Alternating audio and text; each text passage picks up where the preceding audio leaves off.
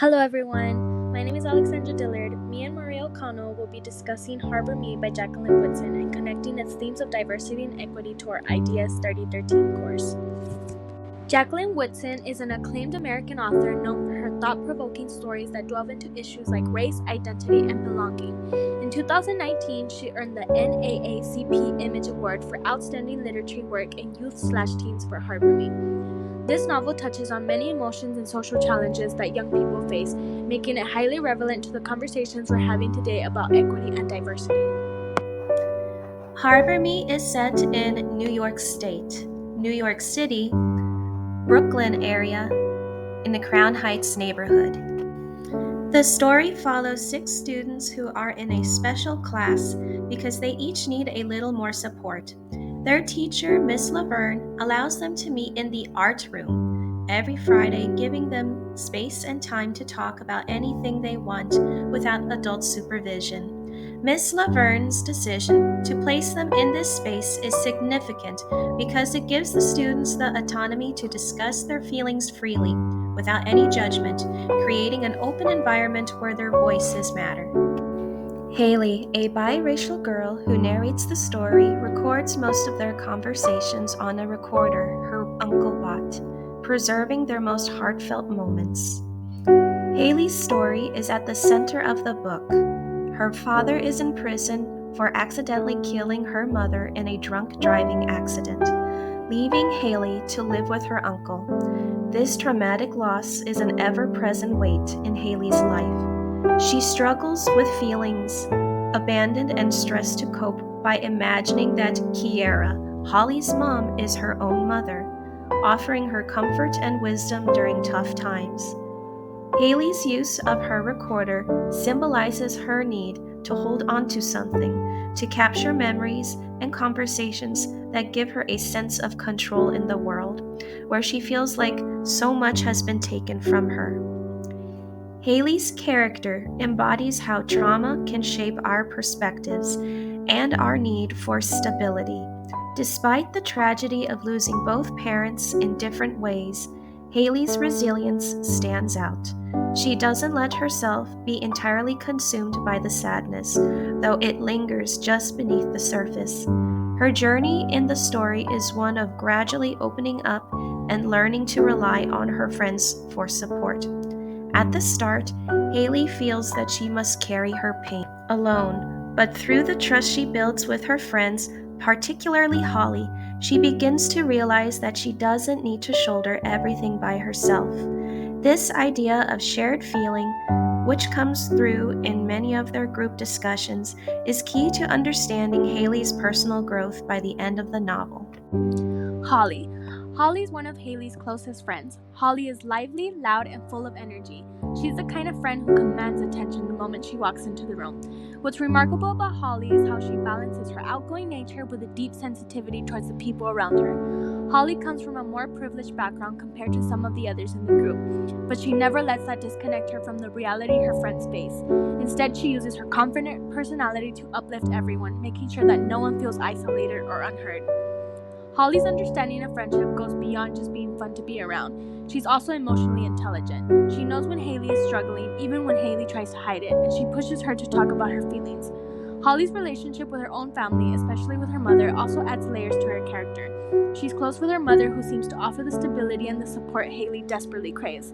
This connection deepens Holly's role in Haley's life, not just as a friend, but almost as a bridge to the family life Haley feels she's lost. One of Holly's most memorable moments is when she encourages Haley to open up about her father.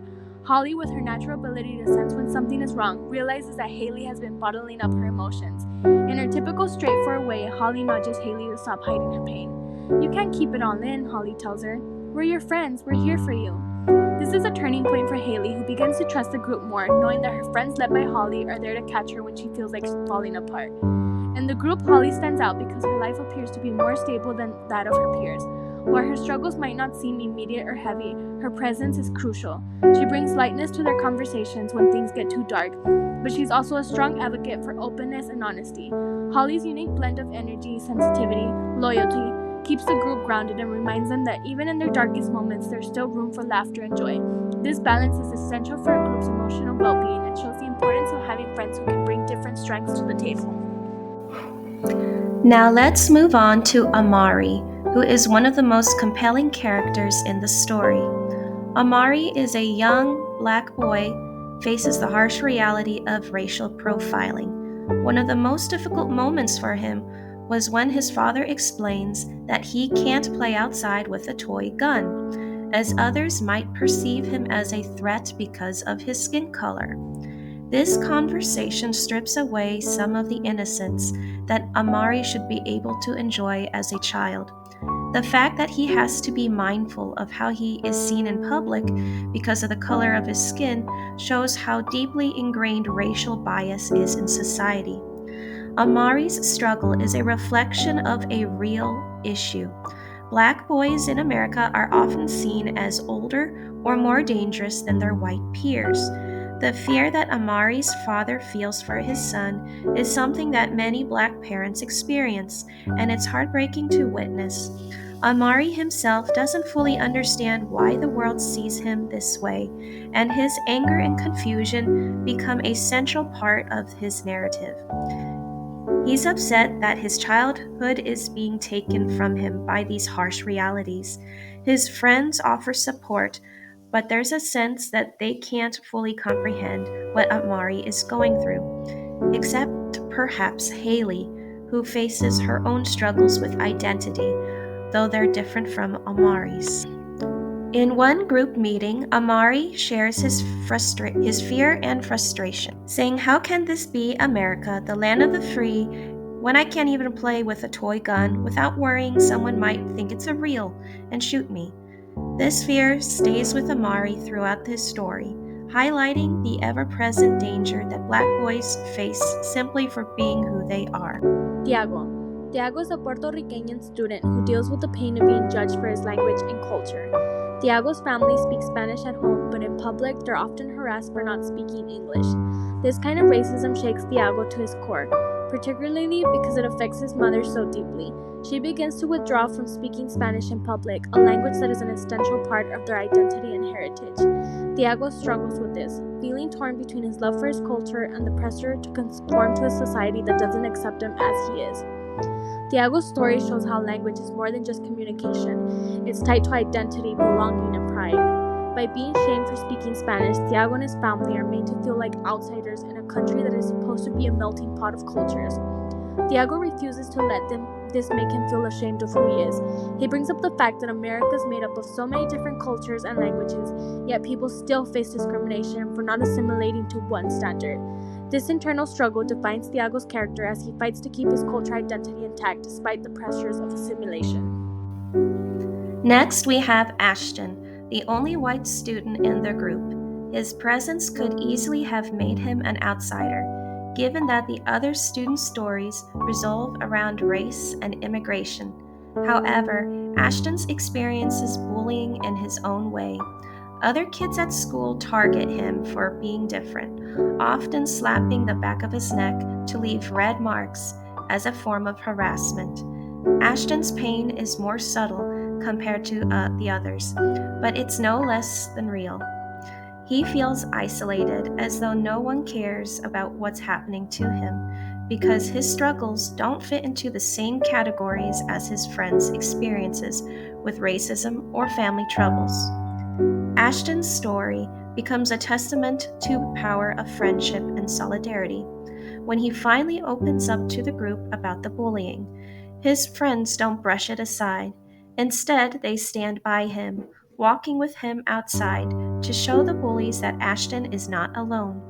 This scene is crucial because it highlights that even though the group of members come from different backgrounds, they share a common bond of support.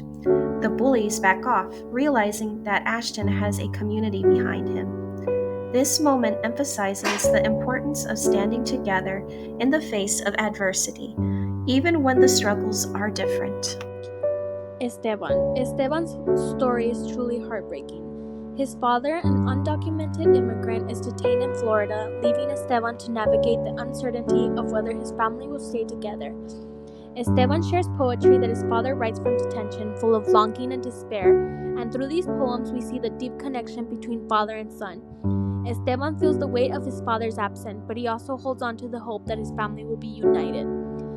However, Esteban's story takes a turn when one day he stops coming to school. Ms. Laverne later explains to the group that Esteban's family had to return to the Dominican Republic. The sadness of Esteban's departure shows how quickly immigration policies can uproot families, forcing them to leave behind the lives they built in the U.S. Esteban's friends are devastated by his absence, but they honor him by remembering his father's poems and reflecting on how immigration policies have affected their friend's life. Esteban's story brings light to the harsh realities of immigration and the emotional toll it takes on families. His disappearance from the group is a reminder that Now, let's bring this all together by connecting it to our IDS 3013 course, where we explore themes like diversity, equity, and identity.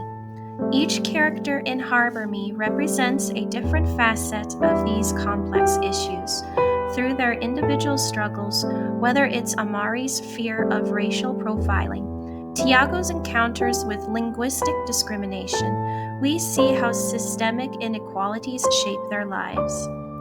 Throughout Harbor Me, Woodson skillfully illustrates how these children from diverse backgrounds come together to create their own harbor, a safe place where they can share their fears, hopes, and dreams.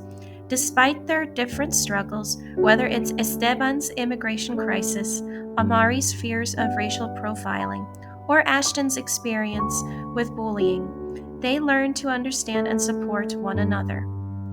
Connecting these narratives to our IDS 3013 course on diversity, equity, and identity, we see how race and socioeconomic status and immigration status profoundly impact the lives of these children. In our discussions, we've explored how social institutions like schools reflect broader societal inequities. The treatment of Esteban's family due to their undocumented status is a clear example of systemic issues affecting marginalized communities.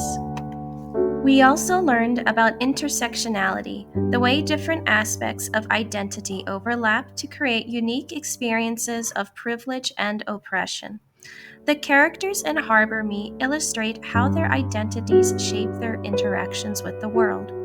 For instance, Amari grapples with the fear of police and the implications of being a Black boy in America, while Tiago navigates the challenges of being bilingual in a society that pressures him to conform. Ashton's experience as the only white kid adds another layer to this conversation about identity and belonging. Ferguson discusses how these intersections can lead to distinct forms of discrimination or privilege, emphasizing that understanding these complexities is crucial for addressing social injustices. Holly, in particular, represents the importance of having someone who can bring joy to a tough situation while being aware of the group's deeper issues.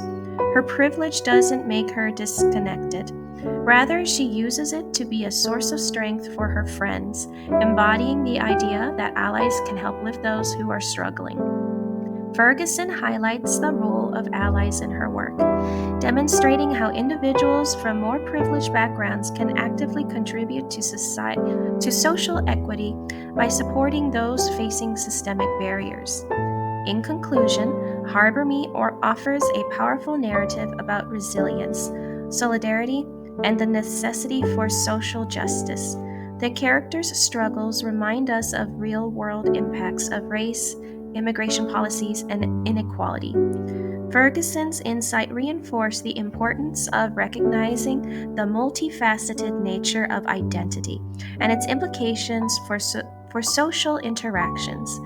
As we reflect on these themes, we recognize the importance of creating spaces, both in schools and in society, where individuals feel safe enough